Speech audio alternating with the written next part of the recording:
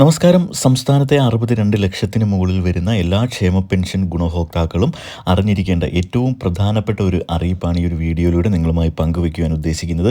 നമുക്കെല്ലാം അറിയാം, നമ്മളുടെ സർക്കാർ സേവനങ്ങളൊക്കെ ഇപ്പോൾ അക്ഷയ കേന്ദ്രങ്ങൾ വഴിയാണ് നമ്മളെല്ലാവരും ചെയ്യുന്നത്. ഏതെങ്കിലും സർക്കാർ സ്ഥാപനങ്ങളിലേക്ക് അപേക്ഷ സമർപ്പിക്കാനോ അതോടൊപ്പം സർട്ടിഫിക്കറ്റുകൾ ഡൗൺലോഡ് ചെയ്ത് പഞ്ചായത്തിലെയോ അല്ലെങ്കിൽ വില്ലേജിലെയോ സർട്ടിഫിക്കറ്റുകളൊക്കെ ഡൗൺലോഡ് ചെയ്യുന്നതിനും ജാതി സർട്ടിഫിക്കറ്റുകളൊക്കെ ഡൗൺലോഡ് ചെയ്യുന്നതിനുമൊക്കെയായി നമ്മളിപ്പോൾ അക്ഷയ കേന്ദ്രങ്ങളെയാണ് ആശ്രയിച്ച് വരുന്നത്. അക്ഷയ കേന്ദ്രങ്ങൾ വഴി ഇത് സുഗമമായി നമുക്ക് നടത്തുവാനും കഴിയും. അപ്പോൾ നമ്മളുടെ പെൻഷൻ ഗുണഭോക്താക്കളെ സംബന്ധിച്ചിടത്തോളം അക്ഷയ കേന്ദ്രങ്ങൾ വഴി കൃത്യമായ മസ്റ്ററിങ്, അതായത് വർഷാവർഷമുള്ള മസ്റ്ററിങ് നടത്തിയെങ്കിൽ മാത്രമേ നമ്മളുടെ പെൻഷൻ നമുക്ക് കൃത്യമായി തന്നെ എല്ലാ മാസവും മുടങ്ങാതെ ലഭിക്കുകയുള്ളൂ.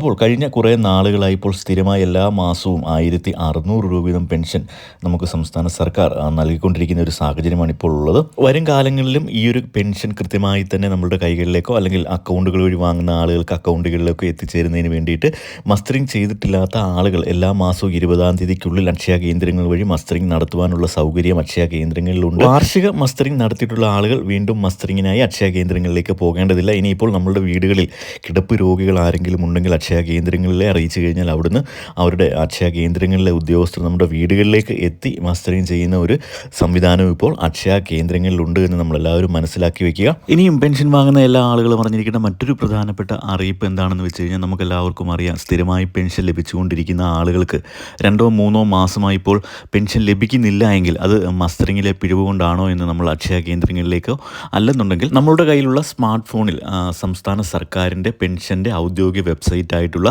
സേവന പെൻഷൻ സൈറ്റിൽ നമ്മളുടെ പെൻഷൻ ID ഉപയോഗിച്ചോ നമുക്ക് നമ്മളുടെ മസ്റ്ററിങ് സ്റ്റാറ്റസ് ഓക്കെ ആയിട്ടുണ്ടോ എന്ന് കൃത്യമായി ചെക്ക് ചെയ്യുവാൻ കഴിയുന്നതാണ്.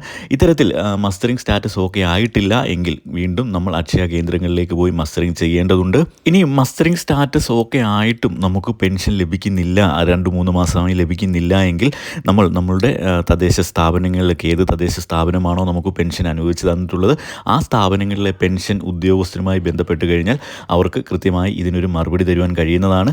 എന്തുകൊണ്ടാണ് നമ്മളുടെ പെൻഷൻ മുടങ്ങിയത് എന്ന് അവർ കൃത്യമായി പറഞ്ഞു തരുന്നതായിരിക്കും. അപ്പോൾ അതിന് പരിഹാരമായി എന്താണോ നമ്മൾ അവിടെ ചെയ്യേണ്ടത്, അല്ലെങ്കിൽ ഏതെങ്കിലും സർട്ടിഫിക്കറ്റ് നൽകേണ്ടതുണ്ടോ ഉണ്ടെങ്കിൽ ആ ഒരു സർട്ടിഫിക്കറ്റ് നൽകിയെങ്കിൽ മാത്രമേ നമുക്ക് വീണ്ടും പെൻഷൻ ലഭിക്കുകയുള്ളൂ. അപ്പോൾ അതുകൂടി ശ്രദ്ധിച്ചിരിക്കുക.